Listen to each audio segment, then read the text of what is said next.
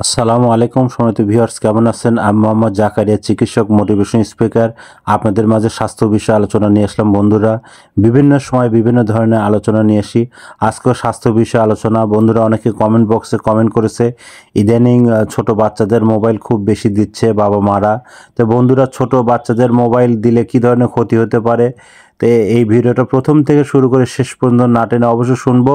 প্রথমে একটা লাইক দিব, সাবস্ক্রাইব করব, নোটিফিকেশন অন করব, পেজে ফলো দিব, তাহলে স্বাস্থ্য সম্পর্কে নোটিফিকেশন আপনাদের কাছে পৌঁছে যাবে।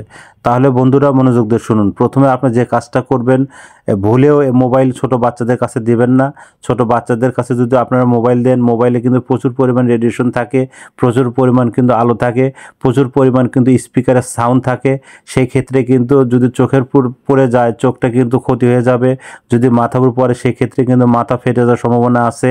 আর যদি কানের কাছে বিভিন্ন রকম মিউজিক লাগান, সেক্ষেত্রে কিন্তু কানের পর্দা ফেটে যাবে। আর চোখের কাছে যদি ফোনটা ধরে রাখেন, সেক্ষেত্রে কিন্তু চোখের রেটিনা বা কর্নিয়া একদম কিন্তু ঘোলা হয়ে যাবে, বাস্তব জীবনে কিন্তু অন্ধ হয়ে যাবে। তো বন্ধুরা, আপনারা নিজেকে ভালোবাসুন, সন্তানদের খেয়াল রাখুন, এইভাবে এলোমেলোভাবে মোবাইল দিয়েন না এবং সুস্থ থাকার চেষ্টা করুন। এতক্ষণ মনোযোগ সহকারে দেখার জন্য আপনাদের সবাইকে থ্যাংক ইউ, সবাইকে ধন্যবাদ।